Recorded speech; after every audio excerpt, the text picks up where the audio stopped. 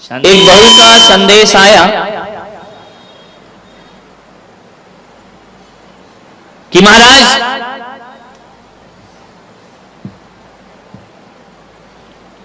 आपने कल बहुत कुछ बोला, थोड़ी हमारी भी विनती सुन लो। आपने बोला कि लड़ाई झगड़े की जड़ कोई है तो बहू है, थोड़ा बहुओं की पुकार भी सुनो। इनका बात तो सही है। मैंने कहा समस्या क्या है? बोली समस्या एक ही है। बोली समस्या एक ही है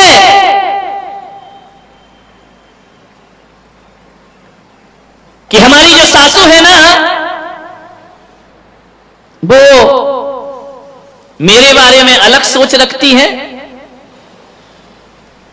बहू के बारे में अलग सोच रखती है और बेटी के बारे में अलग सोच रखती है। समस्या यहां खड़ी हो जाया करती है। वह बहू के लिए कुछ और विचारधारा में जीती है और बेटी के लिए किसी और विचारधारा में जिया करती है। समझो थोड़ा सा, अम्माओ सुधर जाओ, गंगा नहाओ, ज्ञान की गंगा बह रही है, ध्यान रखिए। मैं बड़े बड़े ग्रंथों पर भी प्रवचन कर सकता हूं, मैं समय सार पे बोल सकता हूं, मैं गीता पे बोल सकता हूं,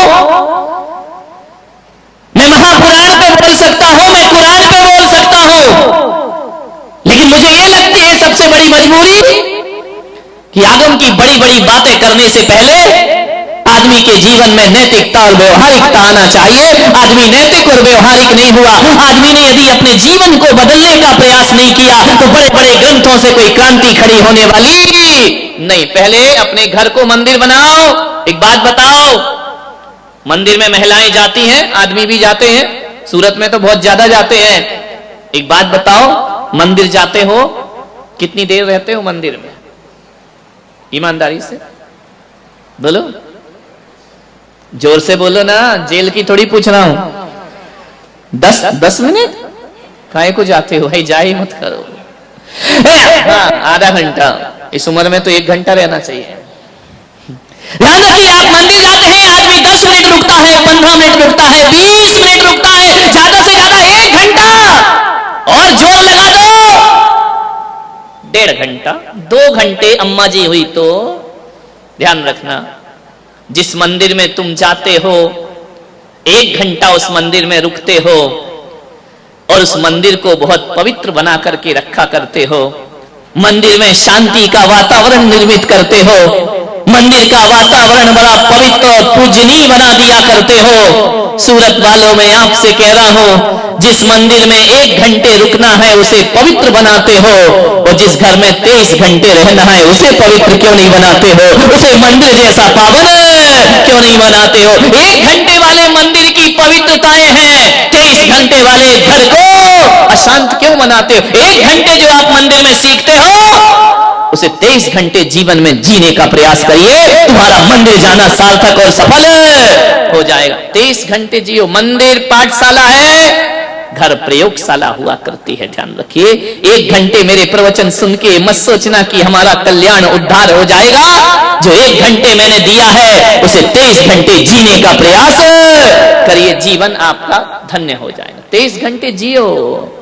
किसी को डॉक्टर बनना है, इंजीनियर बनना है, अकेली थ्योरी से काम नहीं चलता है, थ्योरी के साथ साथ उस आदमी को प्रैक्टिकल भी करना पड़ता है। तो 1 घंटे जो यहाँ ज्ञान गंगा महोत्सव के माध्यम से दिया जा रहा है, भाई मैं तुम्हें केवल थ्योरी देने का प्रयास कर रहा हूँ। जीवन में डॉक्टर की, इंजीनियर की उपाधि तो लेना आसान है, एक सच्चे और अच्छे इंसान की उपाधि लेना बहुत कठिन काम हुआ करता है। 1 घंटे की इस पाठशाला को घर में जाके 23 घंटे जीने का प्रयास करो। ये ज्ञान गंगा महोत्सव है। मैं नहीं चाहता हूं, न मेरा उद्देश्य है कि आप जैन बन जाए, मैं नहीं चाहता हूं कि धर्मांतरण हो, मैं नहीं चाहता हूं आप अपनी आस्थाएं छोड़ दें। जो जिस आस्था में जीता है जिए, जिस परमात्मा को मानता है माने। मैं पुलक सागर यदि महावीर की वाणी लेकर के आया हूं, भगवान महावीर के सिद्धांत लेकर के आया हूं, मैं कोई अलग बात नहीं बोल रहा हूं।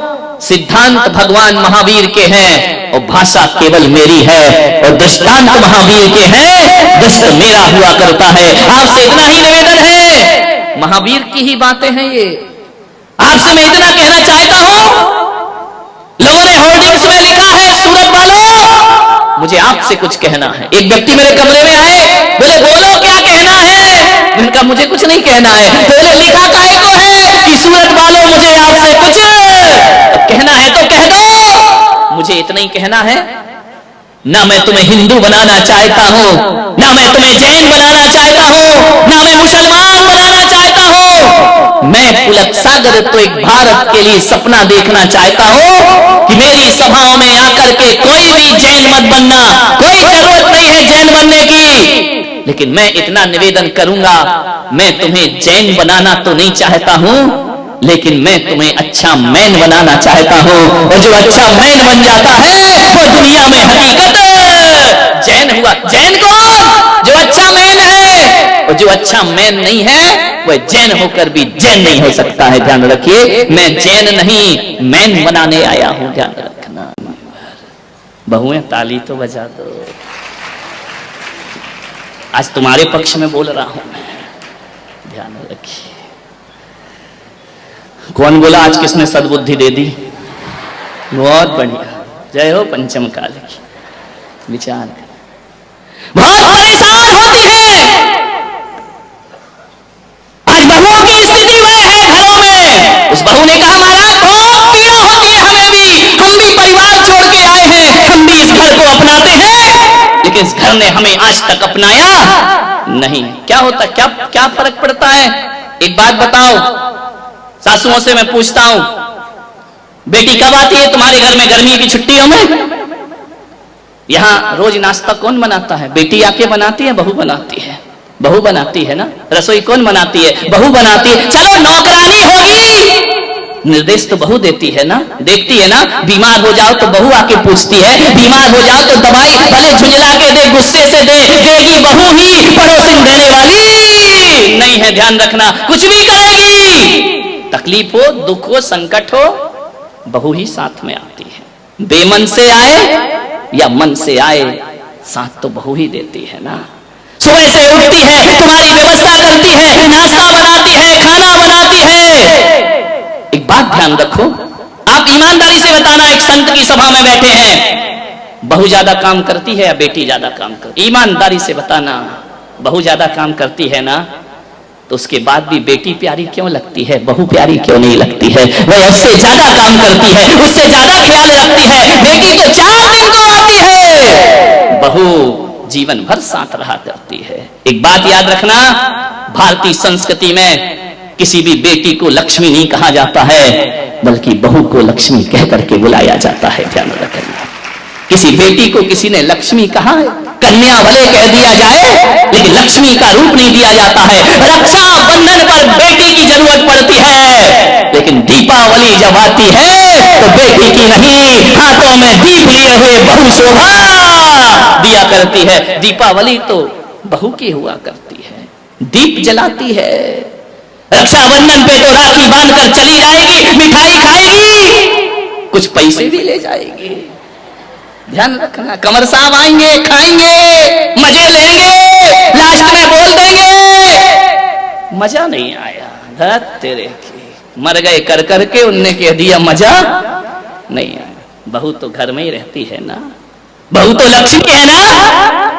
आज तक किसी बेटी की आरती किसी माँ ने नहीं उतारी होगी, लेकिन बहू जब घर में आती है तो सास को दीप लेकर उसकी आरती उतारना पड़ती है। बहू मंगल है, बहू शुभ है, बहू लक्ष्मी का रूप है, बहू सरस्वती का रूप है। जब वह बहू घर में आती है, तुम्हारे वंश को अंश प्रदान करती है, और जब उन्हें संस्कारित करती है तो यही बहू सरस्वती का रूप हो जाया करती है। ध्यान रखिए, और यही बहू लक्ष्मी का रूप हो जाती। बहुओं को लात मारना यानी लक्ष्मी को लात मारना के समान पाप हुआ करता है। ध्यान रखिए, बहुएं तो घर की शोभा होती है, प्राण होती है। बहुएं ना हो तो तुम्हें कोई दादी कहने वाला नहीं मिलेगा, तरस जाओगी।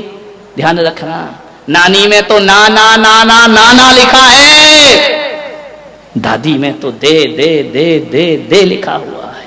मानिए जितने भी रिश्ते हैं,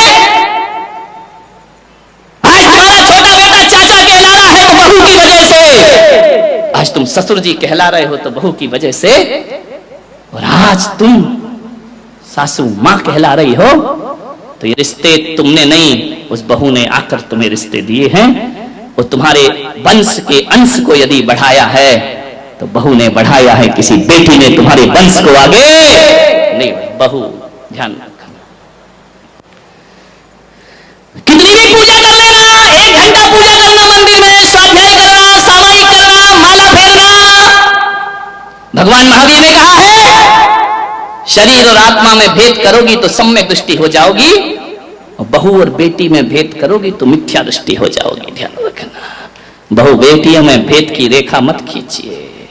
कितना भी प्रवचन सुन लो, कितनी भी समाज सेवा कर लो, कितना भी धर्म कर लो, यदि बहू से नफरत करती हो तो आपकी पूजा पाठ सब एक पाखंड है, एक ढोंग है, कुछ नहीं होने वाला, इससे कोई कायाकल्प होने वाला नहीं है। ये पूजाएं तुम्हें स्वर्ग नहीं भेज सकती हैं, ये पूजाएं तुम्हें मोक्ष नहीं ले जा सकती हैं। कितना भी कर लेना, समाज में बड़ी बड़ी माला पहनने से कोई महान नहीं हुआ करता है। अरे एक बात याद रखना, ये समाज की मालाएं कोई हकीकत की नहीं हुआ करती हैं, 80% तो धोखेबाजी हुआ करती है। आपसे मैं निवेदन करना चाहता हूं, समाज के सम्मान में कोई व्यक्ति महान नहीं होता है, अपने घर में जो सम्मान पाता है वो दुनिया में महान हुआ करता। अपनी बहू की नजरों में उठी हो क्या? अपने परिवार की नजरों में अच्छे बने हैं क्या? नहीं बनते हैं। दुनिया की नजरों में महान बन जाओ, कोई कीमत नहीं हुआ करती है। अपने घर की नजरों में ऊपर उठने का प्रयास करिए। मान्यवर, पूरा देश खुशहाल है, सबके चेहरों पर आनंद है। 70 साल में जो इस देश में नहीं हुआ, मोदी जी ने वह करके दिखा दिया। 70 साल जिन्होंने राज्य किया, 60 साल जिन्होंने देश की हुकूमत को रखा, क्या किया उन्होंने? मान्यवर, मैं किसी पार्टी का प्रचारक नहीं हूं, ध्यान रखना। ना मुझे कोई बीजेपी से कुछ लेना देना है, ना मुझे कांग्रेस से कुछ लेना देना है, ना मुझे सपा की साइकिल चाहिए, ना बसपा का हाथी चाहिए। मैं पुलक सागर हूं, मैं किसी पार्टी का समर्थक और विरोधी नहीं हूं, लेकिन मेरा आशीर्वाद और मेरी शुभकामनाएं किसी के साथ है जो राष्ट्र हित का चिंतन करेगा, वही इस देश पर राज्य करेगा, उसी के लिए ये देश है। मान्यवर, हमारा तो यही चलता है, हम किसी पार्टी के नहीं है। नंदू जी, अपनी काहे की पार्टी? कोई पार्टी नहीं। अपने पास तो कोई आ जाए, जब कोई चरणों में शीश झुकाता है, प्रणाम करता है, मैं आशीर्वाद देता हूं। जब पंजा उठता है तो मैं कांग्रेसी हो जाया करता हूं। और जब ये श्रावक भक्ति भाव से कमल के आसन पर बिठाते हैं भगवान को, साधु को, गुरु को, अपन बीजेपी पे जाकर बैठ जाते हैं। और जब शोभा यात्रा में आगे आगे हाथी चलता है तो बसपा की मायावती आ जाया करती है। और जब पानी ज्यादा भर जाए तो लालू के मुलायम की साइकिल चल जाया करती है। लाइट ना हो तो लालू की लालटेन है। और प्रवचन में कितने लेट हो गए, शरद पवार की घड़ी है? अपन किसी पार्टी के नहीं है, ध्यान रखना। लेकिन कल जो देश में हुआ है,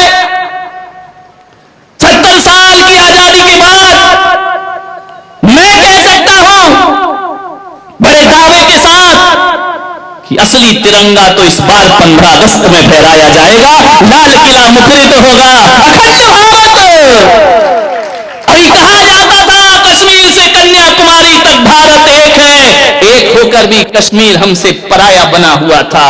बुरी निगाहें उस पर डलती थी, हर कोई कश्मीर कश्मीर कश्मीर, हमें दे दो कश्मीर हमें। पड़ोसी चिल्ला रहा, पागल हो गया है, बौखला गया होगा वो, मुझे दे दो कश्मीर, मुझे दे दो। एक बात बताओ, कश्मीर बच्चों का खेल है, तुमको दे दो, ऐसे कोई दिया जा सकता है? कश्मीर भारत की हाथ की लकीर है, ध्यान रखना।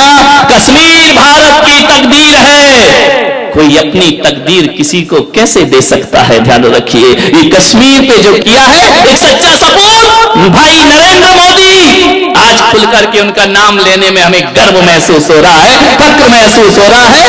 एक ऐसा भारत माँ का सपूत जिसने भारत माँ की मांग जो उजड़ी हुई थी, आज उस व्यक्ति ने, अमित शाह जैसे लोगों ने, अमित शाह जानते हो सब गुजराती भाई, ध्यान रखना, मान्यवर ध्यान रखिए, इस राजनीति के कोई चाणक्य गुरु हैं तो अमित शाह हैं, ध्यान रखना। चाणक्य ने क्या किया था? आसुरी शक्तियों को सिंहासन से उतार कर चंद्रगुप्त को सिंहासन पर बिठा दिया था, ध्यान रखिए। मान्यवर वो चंद्रगुप्त भी अंत समय जैन धर्म स्वीकार करके समाधि करते हैं, और अमित शाह भी जैन वंश में पैदा होकर के भारत की राजनीति का गर्व से माथा ऊपर उठा दिया करते हैं। आज उन सपूतों ने वो किया है, मेरी भारत मां की मांग में जो बरसों से कोई नहीं कर पाया, उसकी मांग में, अरे अपनी मां की मांग में लाल सिंदूर तो सब भरते हैं, लेकिन आज केसरिया सिंदूर भर दिया भारत माता की मांग में, सदा सदा को उसे सौभाग्यशाली बना दिया है। 70 साल से जो लोग बौखला रहे हैं, कई लोग पगला रहे हैं, ये क्या हो गया, हमें पता ही नहीं, हमारे साथ धोखा हुआ। ये देशद्रोह की भाषा है। जो कश्मीर को एक करने में उसका विरोध करते हैं, मैं कह सकता हूं कि वह देशभक्त तो कभी नहीं हो सकते हैं, वह भारत माता के सपूत नहीं हो सकते हैं। किस तरह से घटनाएं घटी, क्या मोड़ दिया, ध्यान रखना। मैं कह सकता हूं मोदी जी ने जो काम किया है, आने वाला युग उन्हें युग पुरुष कह करके बुलाएगा, एक लोहे पुरुष कह करके उन्हें याद करेगा। ये जो उन्होंने कहा वो करके दिखाया। बड़े कमेंट्स हुए, अच्छे दिन आ गए, अच्छे दिन आ गए, कुछ चिल्लाए, इन अच्छे दिनों से तो बुरे ही दिन अच्छे थे। 5 साल, अरे बोले इतना समय, 5 साल मोदी जी ने क्या किया? अरे मेरे भाई 70 साल में जो गंदगी तुमने फैलाई है, उसे बटोरने में 7 साल तो लगेंगे एक आदमी को, उसे साफ करने में 7 साल तो लगेंगे। और उन्होंने वह करके दिखा दिया। आज हमारे देश का जो 15 अगस्त आएगा ना, इस बार तिरंगा कश्मीर में फहराया जाएगा, बड़े शान के साथ, गर्व के साथ। ध्यान रखिए, हमारे ही देश में रहकर हमारी ही जड़ें काटने वाले लोग आज बौखला रहे हैं, ध्यान रखिए। मैं मोदी जी को अपने वाणी से विशेष आशीर्वाद प्रदान करना चाहता हूं, जिसने देश हित में काम किया है, न आगे कोई न पीछे कोई। एक बात याद रखना, इस देश का कल्याण वही कर सकते जिनकी बीवी नहीं है। समझ में आ रहा? नहीं नहीं, एक आध को छोड़ दो, समझ में आ रहा? ना उन्हें बहू मिली ना बहुमत मिला, उनको छोड़, उनका कोई मतलब नहीं है। एक बार राहुल गांधी ने अपनी मम्मी से पूछा, मुझे शादी क्यों नहीं हो रही, मुझे बहू क्यों नहीं मिलती है? मालूम है दिग्विजय सिंह ने कहा, तेरी मम्मी की वजह से। बोले क्यों? बोले जहां जहां जाती बड़ी बड़ी सभाओं में बोलती है, मुझे बहू मत दो। समझ में आया क्या? मुझे बहू तो नहीं दो तो रहोगे कुंवारे, ध्यान रखना। मान्यवर, गर्व से मस्तक ऊंचा उठा है। कश्मीर, इस पर चर्चा मैं 15 अगस्त को करूंगा, आज विषय मेरा दूसरा है। लेकिन इतना बड़ा काम हो और संत अपनी दुआएं ना दें तो वो धर्म संत नहीं हुआ करता है।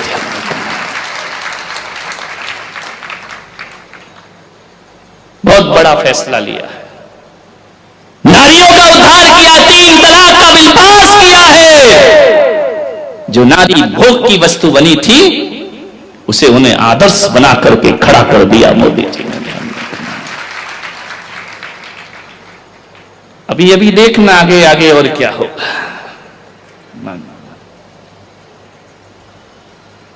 मैं आपसे इतना ही निवेदन करना चाहता हूं, अब जमाना बदल गया है, युग बदल गया है, सोच बदल लीजिए, जीवन को बदल लीजिए। हम बदलेंगे, युग बदलेगा, ध्यान रखना। हमें ही बदलना पड़ेगा। और ये बदलने की बातें, ये बदलने का उपक्रम समाज से नहीं होगा, राष्ट्र से नहीं होगा, हमसे होगा।